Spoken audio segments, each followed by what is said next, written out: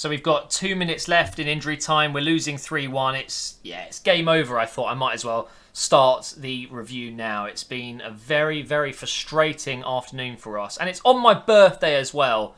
I was hoping, it being my birthday, maybe we get a good result against City today, but clearly I'm wrong. Sterling's actually through here. I'm really worried it's going to be 4. That's what I'm worried about at the moment. We've looked so poor at the back this entire game, and we haven't really done anything on the break. Thankfully, that attack has broken down. Now, just before we get into the review, I want to go ahead and show you OneFootball. You can see the game is still ongoing at the moment. Now, OneFootball, for me, in my opinion, and I wouldn't do anything sponsored unless I approve of it myself and use it myself. OneFootball is the best app you can have to follow your team, follow football in general. It's having the whole football world in your pocket. Just download it on your phone for free. The link is in the description. As you can see here, if you're just checking up the latest scores, you can see Aguero's won best player, voted by OneFootball users. You have all of the information at your fingertips. You've got live ticker as well, so you can keep up to date with the match if you can't watch it. You get lineups, you get stats, you get everything you need. And it's really easy to use, guys. You can go ahead and go over to matches and check out all of the results throughout the world of football. But you can also check out the latest news, including transfers, which, of course, the window's finished. It's over now. But they had all the latest rumours and things like that. So if you want to go ahead and download OneFootball, in the description below, make sure you follow your favourite team. You can follow multiple different teams. You can follow competitions, nations, whatever you want to do. Just make sure you do it with the link down below. And I'm pretty sure you won't regret it. It's a fantastic app. So thank you to them for sponsoring this video. So into the review.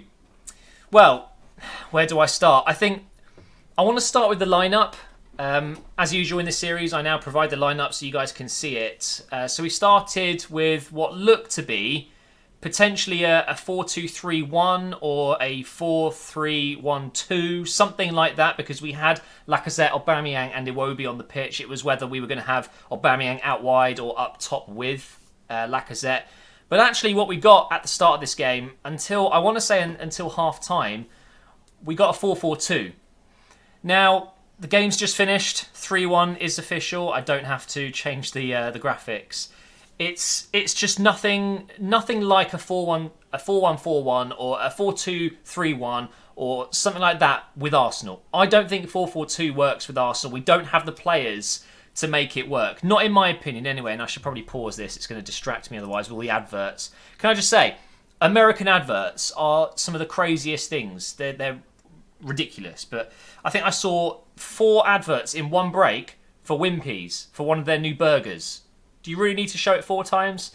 But seeing it as a 4-4-2, go with the flow, right? Okay, Emery thinks this is what we need to do to beat Man City. And within 49 seconds, yeah, 1-0 down. Now, that's not Emery's fault, and I wouldn't say it was the shape, it wasn't the formation, it wasn't the team selection at fault there. It was, of course, Iwobi. He's tried to dribble it out from the back. He's got, in fairness, no pass near him. He couldn't really pass it away. I would have liked him to just clear that ball. It's really not a big deal. We're 1 minute into the game. Not even 1 minute, not 1 full minute into the game. We're losing the ball on the edge of the box. They're whipping it in. And Aguero, arguably one of the best finishers in Premier League history, who got the hat-trick today, pounces within 49 seconds. I mean, we're 1-0 down. Now, I don't think people realise it's so bad to start a game like that because, of course, yeah, you've got 90 more minutes to try and fight back, but it's the mentality that you can imagine. It just makes you just drop. Everyone was just like, oh, 49 seconds, is that it, really? And from then, it's a battle just within the mind to come back from that. Thankfully, we did come back. Koscielny got himself in the action from a corner, which was a beautiful, beautiful header, by the way. He's done a really good job to get in that position. I think it was Monreal who headed the ball in from a Torreira corner, and Koscielny was marked by none other than Sterling. 5'7" Sterling. I think he's 5'7". So obviously he's not meant to be marking Koscielny. It's just what happened. And, we're back in the game. And I'm thinking, do you know what? Fantastic. We haven't been playing well. We've been defensively all over the place, but we're back in the game. Maybe we can hold on for the draw, sneak a win. Who knows? Get on the counter-attack. But the thing is, this 4-4-2 absolutely killed us. It really did. We had no influence on the game whatsoever. Whenever we had the ball, It was passing along the midfield. A few little passes, especially Guendouzi, I thought, who had a very decent game. Again, he was threading balls into Lacazette and Aubameyang, but then there was nothing. It just did not suit the style of play that we're so used to. And I think Emery got it massively wrong. I think 3 at the back would have been better today because we have Lichtsteiner playing at right back. And I think Lichtsteiner, you can somewhat get away with him playing at right wing back. I think there's an element of when he's playing with 3 defenders behind him, he kind of gets away with the lack of pace. Because don't get me wrong, he's experienced. He's like a captain who isn't captain. Yeah, I love the fact that off the pitch he's gaining a lot of respect from a lot of the Arsenal players. I'm sure a lot of Arsenal players know that he's well past it. What the hell are you doing here? But I'm sure, there's a big influence for him in the changing room. And I love that about Lichtsteiner. But you can't tell me that Arsenal Football Club actually want to push to win the Premier League with signings like that. It's just, to me, that reeked of, a free player, we need some experience. Yeah, why not? I think he's on 90,000 per week. I might be wrong. But if that's true, he's earning more than Torreira. I guess he's 35. He's had a very successful career. It's kind of like he could probably ask for that and get it, and he did, whether it's true or not. But yeah, it just puts it into perspective. Someone like Torreira, who's just come to the club, he had offers from Napoli, Bayern were interested, apparently PSG were interested. He comes to Arsenal and we're paying him 50k a week, which is obviously a lot of money. Of course it is, but he's not going to be around for long on that kind of money. It's only going to turn into a long contract negotiation, and you know how bad those go at Arsenal. So I'm kind of getting away from the game here. At this point, it's 1-1. 4-4-2 isn't working. We're being dominated by Man City, which, by the way, totally fine with that because it's Man City. It was always going to happen. But then right before half-time, lapse in concentration, 2-1 down, Aguero again. And it's just not good enough. It really is not good enough. Everyone seemed to switch off. It was a lovely, lovely goal from Man City. I can't say that we should have defended it better. We should have cleared it. But when you watch the replay, yes, it's fantastic play by Man City. It's a beautiful goal. Reminds me of Barcelona from 2010, that kind of goal. But there are little moments where you see Lichtsteiner, Mustafi, Guendouzi, Torreira, they're kind of standing still. So I would have liked to seen them switched on, even though we've got 1 minute until half-time. You just do not switch off against a team like Man City because they punish you. And at 2-1, we got very lucky to get back in the game. And I knew straight away that was it. I just didn't think we would get back in this game. Even though we are second half FC, where we play a lot better in the second half, I just knew that was pretty much going to be it. And then, of course, they make it 3-1 in the second half. Little bit questionable, the goal. I think you could argue a little bit of a handball from Aguero, but if he didn't score there, he would have scored a different one.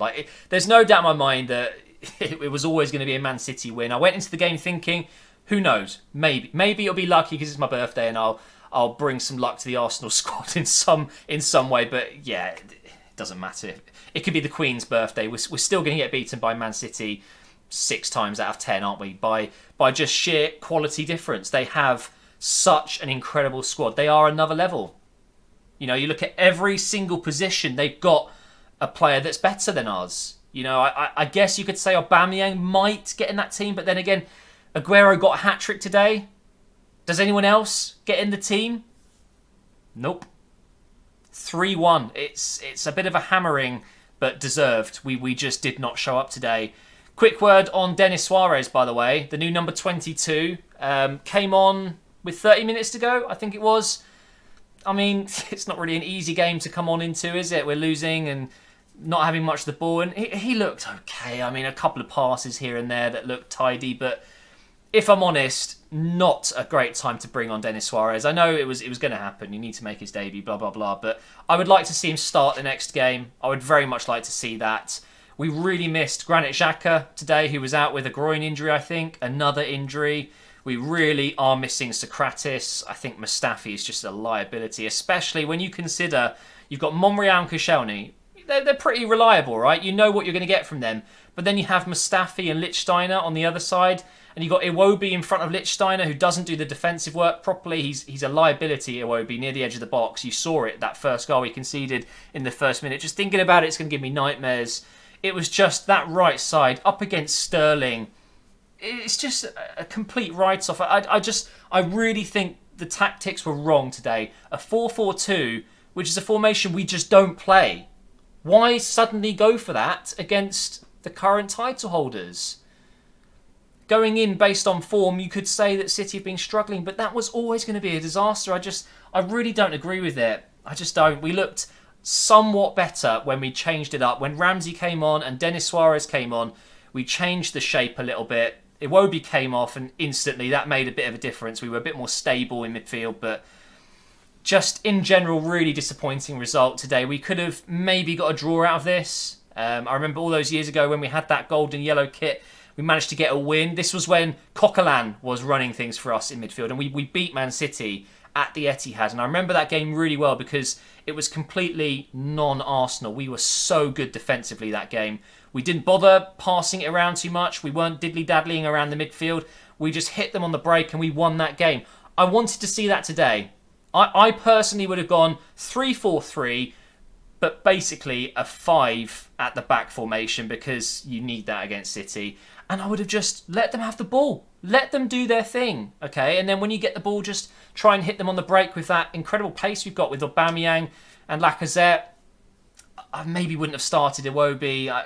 It's a difficult one. And, you know, I still back Emery. I think he's going to come good for us. He's clearly trying things out. I just don't think today was a good day to experiment with a new formation that we just don't play. So, yeah, a massive thank you to OneFootball for sponsoring the video. And also thank you to everyone for the birthday messages over on Twitter. I really appreciate that. I'm 26 today. I know I look 40, but yeah, 26 years old. It's pretty mental. Career mode back tomorrow, so you can look forward to that. But that's this episode done. Yep, another loss against Man City. It's not great considering Man United won today. Chelsea got a win against Cardiff. We needed something today and we couldn't get it.